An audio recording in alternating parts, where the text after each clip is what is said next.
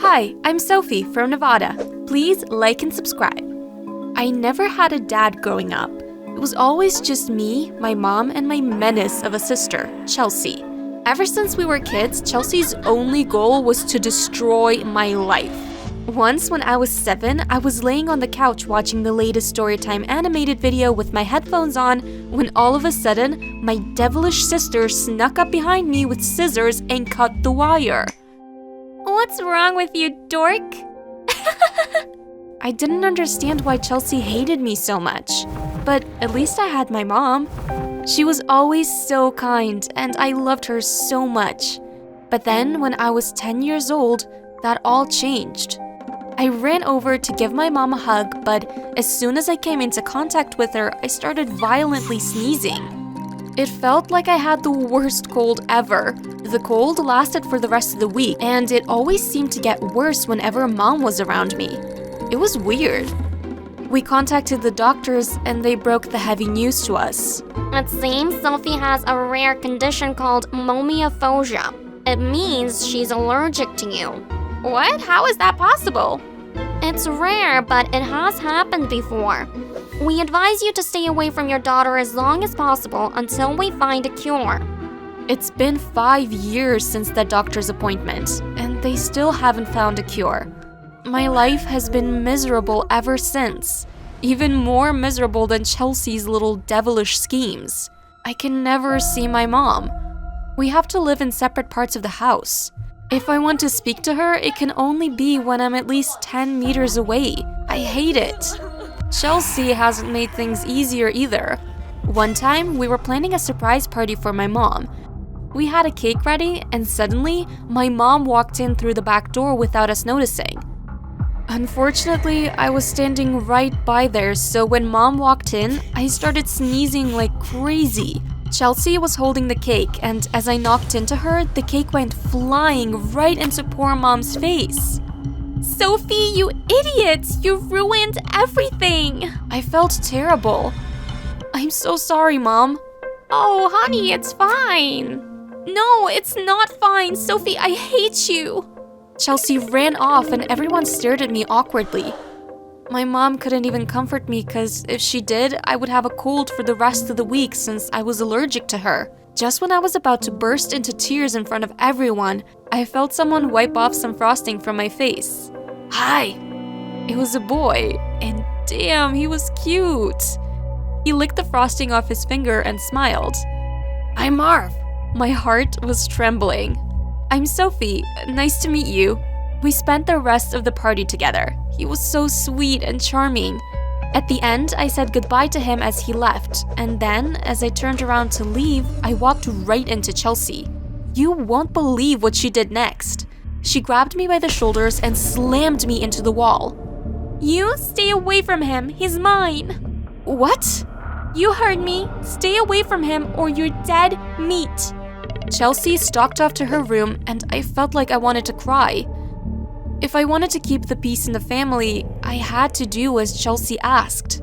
Later that night, I went to my room to eat dinner alone like every other night. I was feeling so sad. That's when I looked up and spotted Marv. I could see him through the window of the house next door. Was Marv my neighbor? He must have just moved in. I watched him, and suddenly he turned around and spotted me. Great, now he knew I'd been staring at him. He must think I'm such a creep. But then he smiled. He disappeared for a while and returned with a message written on paper. Hi, it's Sophie, right? I smiled. I grabbed a piece of paper quickly and wrote down my own little message. Yeah, and you're Marv. How did the cake taste? And we spent the rest of the night writing messages to each other. It was so adorable. I felt so much happier. Well, that is until Chelsea walked in and caught us. What are you doing? Chelsea spotted Marv, quickly rushed over so he couldn't see her, and shut the curtains. Hey! I didn't want Marv to think I'd cut off our conversation so rudely. I told you not to speak to him. He's mine. But you don't even know him. I know he would never want to date anything as ugly as you. Ouch, that hurts. Please, Chelsea, why can't... If you keep talking to him, then I'll tell Mom. I hesitated. You might be thinking, hey, that's not so bad, so what if your mom knows? But you don't get it. My mom is very strict about dating.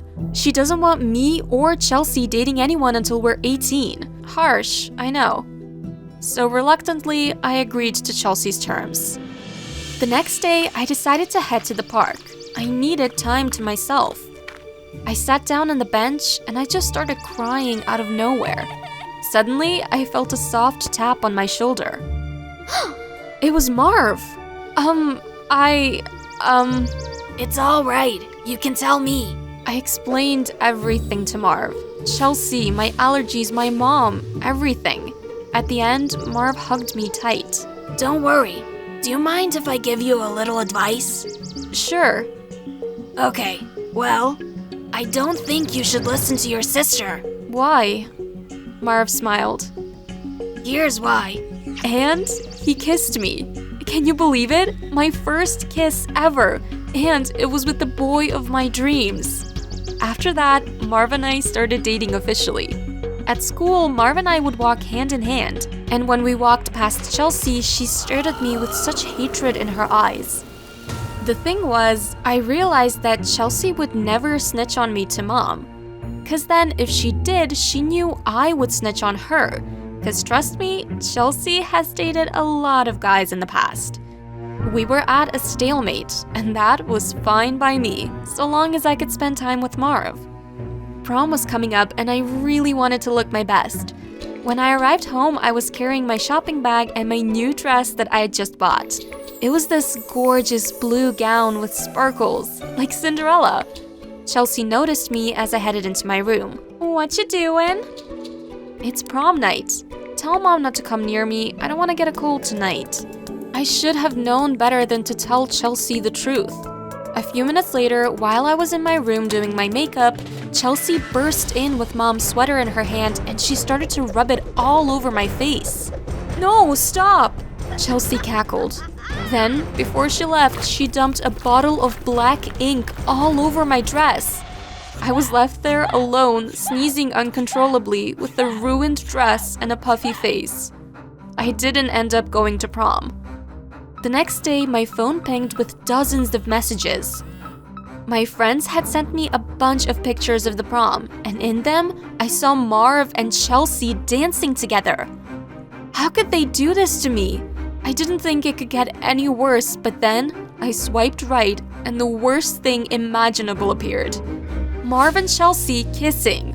From that day on, I avoided them both as much as possible.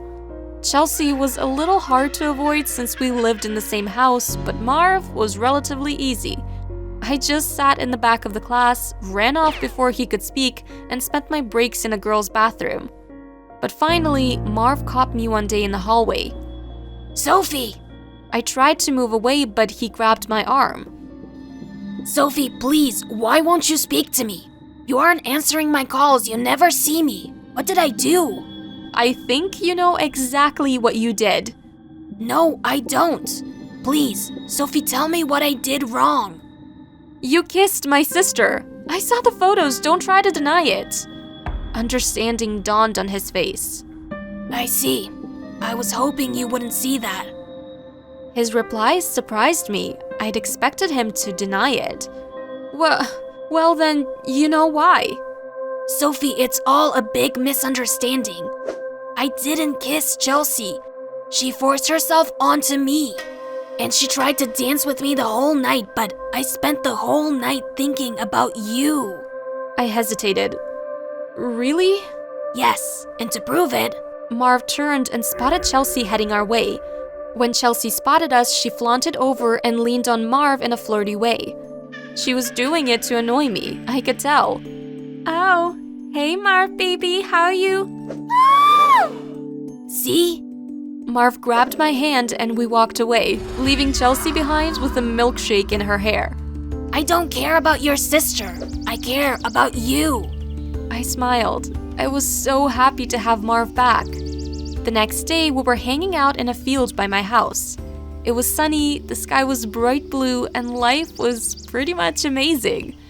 Marv returned with a bunch of flowers, these beautiful dark blue ones with a pink center. Here, I got these for you. Oh, Marv, Achoo! Achoo! Ugh, I think I'm allergic to them. Oh, no, I'm sorry. Marv threw them away immediately. We sat down and started chatting again, but I couldn't help thinking in the back of my mind that the allergy I had from those flowers was very similar to the one I had with my mom. The next day, something even stranger happened. I was walking in the hallway at home and suddenly Mom emerged from the shower. We bumped into each other and we both waited for the sneezes that usually always came. But they didn't. Wait. I stepped closer to Mom and sniffed. Still nothing. Then I hugged her. But Sophie, what if... We froze. I hadn't sneezed, not even once. I was cured. While we were jumping up and celebrating, Chelsea walked by. What happened? Oh, honey, isn't it wonderful? Sophie's cured. Oh, yes, that's amazing. Chelsea didn't sound so happy. The next morning, I woke up and ran to hug my mom, but to my horror, I started sneezing again. I wasn't cured. Last night must have been a fluke. When I told Marv about it, he seemed really suspicious of Chelsea. Something isn't adding up here. Do you mind giving me some sample of your mom's clothes? I agreed and let Marv run some tests. He's a really smart science kid, by the way, so I trusted him. He came back with his results, and they were really interesting. Do you remember that flower I picked up for you the other day? The one you're allergic to? Well, your mom's clothes are covered in some sort of mixture made up of that flower. What does this mean? I don't know, but I suspect your sister has something to do with it. Chelsea's sleeping over at a friend's house tonight. Maybe we could search for answers in her room while she's gone. Sounds good. I'll meet you tonight. Later, Marv and I sneaked into Chelsea's room and did some snooping. We searched for an hour and I was about to give up, but then Marv pulled the carpet aside and revealed a trap door. Well, well, well. What do we have here? We climbed down and I gasped. It was a room full of hundreds of vials, all of them filled with this blue liquid. The blue flower? Marv nodded. Looks like it. You're not actually allergic to your mom. It's your sister, Well, I guess the cat's out of the bag. We looked up in shock. Chelsea was standing above us, staring down through the trapdoor's hole. Chelsea, what have you done? What you deserve. Mom always loved you more than me. You were always smarter, kinder, prettier. But I stopped all that. I discovered you were allergic to this flower, so I started to spray and douse all of Mom's clothes in it. It's too bad you met her while she was fresh out of the shower and squeaky clean. Otherwise, I could have kept this up till the day you die. But Chelsea, this is insane. I coughed. I grabbed my throat in a panic. It had taken some time, but my allergies were kicking in all of a sudden. The whole room was full of the flower essence. I collapsed to the ground, coughing uncontrollably. Suddenly, I blacked out. The last thing I heard was someone screaming my name. When I woke up, I was in a hospital bed. My mom and Marv were beside me. Thank God you were there, Marv. I would have died. Well, actually, it was Chelsea who saved you. As soon as she saw you were actually dying, she screamed your name and then leaped down and carried you out. She called 911 and she's the reason you're still alive. I was frozen with fear. Chelsea entered the room right at that moment. As soon as she saw I was awake, she ran over and hugged me. Sophie, I'm so sorry. I didn't know what came over me. Do you forgive me? I smiled and hugged her back. Of course, you're my sister.